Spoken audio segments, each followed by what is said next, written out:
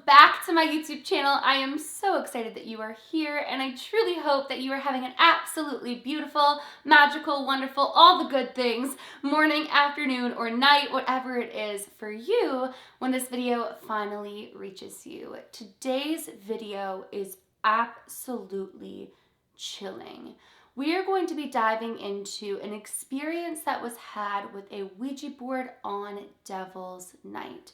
Now, if you're unfamiliar with what Devil's Night is essentially the night before Halloween. Now, it's been given the name Devil's Night for numerous reasons, one of which being people tend to get up to some shenanigans and trouble the night before Halloween.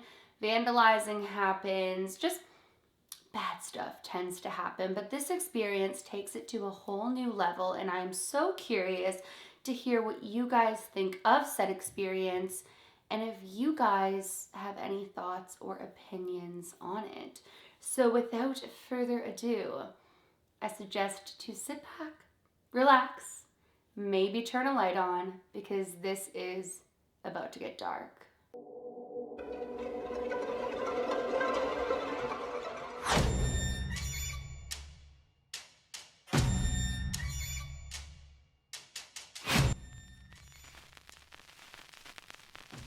So this is titled Why You Should Never Play with a Ouija Board on Devil's Night, and it goes like this. We've all heard about Devil's Night, most notoriously known for the troubled teens and vandalism that follows. But after what happened to me last Devil's Night, it has a whole new meaning. I've always been a huge fan of anything terrifying and scary. I think I went through my first haunted house when I was like 7 and took it better than most teens there. I don't have a faint heart for anything horror, and honestly consider myself to be a thrill chaser. Horror movies, gruesome video games, possession cases, I was into them all. So as I'm sure you could imagine, Halloween was my favorite holiday. Every Halloween I would do something scary. Seances, haunted locations, and more commonly, I would use my Ouija board. Sometimes with friends, other times by myself, but either way, it was my tradition. So I'm sure you could imagine my disappointment when my new job required me to work Halloween night. I tried to explain to them that I'd really prefer for that shift to be taken by someone else, but quickly realized that my job was on the line and my boss was sticking to his gun. So all in all, I had to work. I was pretty bummed out in the weeks leading up to Halloween that I wouldn't actually even continue my own tradition. I knew that I could get spooked any night that I really wanted, but for me, there's always been something about the energy on Halloween night. It just always felt like Halloween was different, and now I felt like my Halloween was ruined. I tried not to think too much about Halloween and got a little miserable when I saw the decor or the candy or the costumes in stores. I always felt like it was my holiday, and I was bitter over being robbed of it. But that would all change when I get an email from my boss. Basically, I was still not able to get Halloween off, but he did explain that he no longer needed me for my shift on the night of the 30th, Devil's Night. It wasn't Halloween, but it was damn near close, and at least this way I could continue whatever ritual I was doing past midnight and feel that Halloween energy. I mean, above all, it was something. So I'd take it. I looked at places near to me that I hadn't been to yet, that had any sort of dark or creepy energy to it, and I knew I'd be bringing my Ouija board. I asked my friends if they wanted to come for another adventure, but Devil's Night fell on Saturday, and all my friends rather would have partied at Halloween parties than to sit in a haunted location with my Ouija board. So I was going solo. Devil's Night came, and I couldn't be more excited. I'd chosen a location not too far from me, specifically known for darkness. It was a forest known for occult activity, and more specifically, skinwalkers. Legend had it that a very powerful witch, many years ago, had gotten greedy with her powers as they grew. She needed to be the most powerful in her mind, and decided to use her gifts for darkness, rather than good. As her power grew, she began summoning entities and skinwalkers to this area. Locals avoid this forest at all costs, and there's some pretty effed up stuff that has happened in the forest. Many have lost track of time there or have heard themselves calling out to themselves. People have also been said to have gone insane after leaving there. Either way, for me, at the time, it seemed like the perfect place to bring my Ouija board, though I was as wrong as could be. I got there around 10 p.m. on October 30th with my Ouija board, candles, and my journal. I always like to document what I capture as I'm capturing it, especially since sometimes I've been known to go into trances and I don't want to miss out on what I've channeled or captured. I sat down and tried to center myself to allow for the best possible responses. I said that I was open to absolutely anything. I'm gonna say that's where you may have went wrong, but we shall see. Immediately, I felt something extremely dark, but was excited about that because it brought thrill to the chaser that I am for thrills. I do need to say, though, that I felt like I should have ran deep down, but in a weird way, it almost made it more exciting for me, and I felt like it would be a missed opportunity if I left. I felt like I was being watched, and that something or someone was around me watching me. I've never felt that before, even though I've always tried to be open to everything. But honestly, it was just uncomfortable. It felt like eyes were all over me, or that I needed to leave.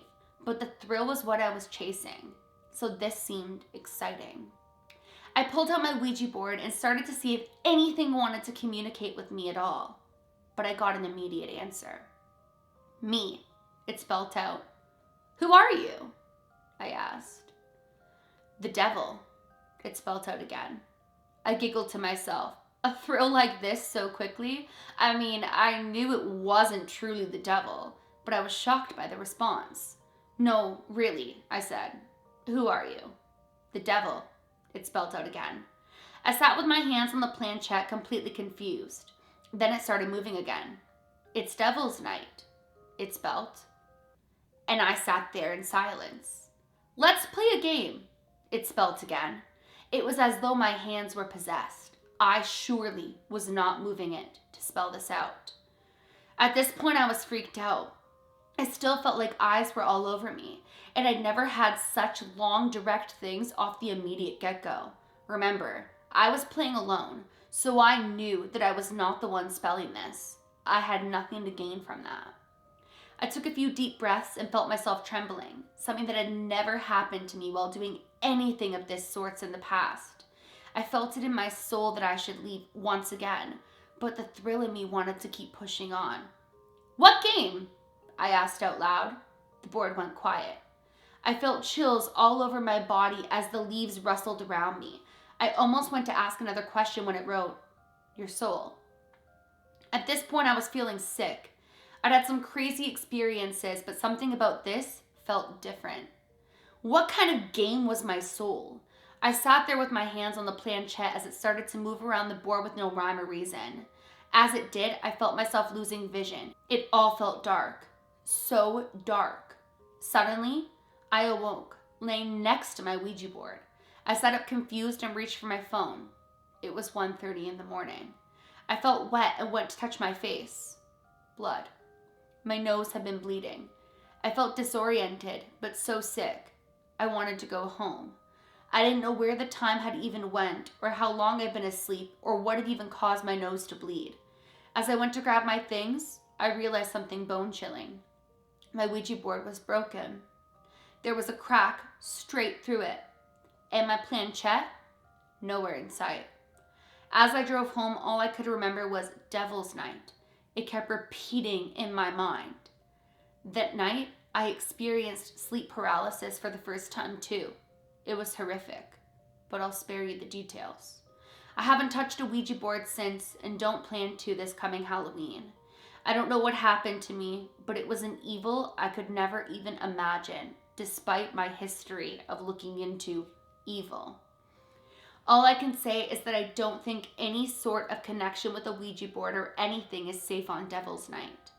Please take advice from me and keep yourselves safe on Devil's Night and honestly, Halloween. I loved a good thrill, but this shit is real and I still don't even know what happened to me. If any of you can explain, let me know, but keep yourself safe in the meantime.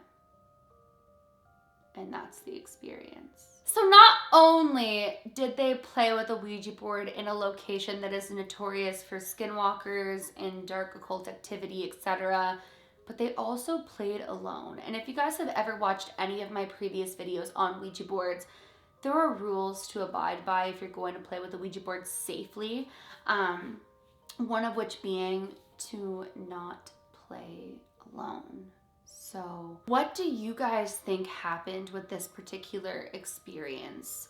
I don't like that the Ouija board had been broken when they had awoken, that their nose had been bleeding, that they'd been at a loss of consciousness for who knows how long. I mean, they did say that they got there at around 10 p.m. and started playing and things escalated quickly, meaning that there would be hours lost if that was the case. But the planchette was missing, the Ouija board was broken, their nose was bleeding, they had lost consciousness, they experienced a dark sleep paralysis. To me, it seems as though they did come in contact with something demonic. But I would definitely love to know what you guys think of this experience. With that being said, I have done a video in the past for any of you who may be curious about how to safely play with a Ouija board. I've said before that I don't recommend playing with a Ouija board, but my biggest thing is I don't recommend playing with a Ouija board unless you're educated on the rules of the Ouija board, the signs to look out for, and how to properly close it out.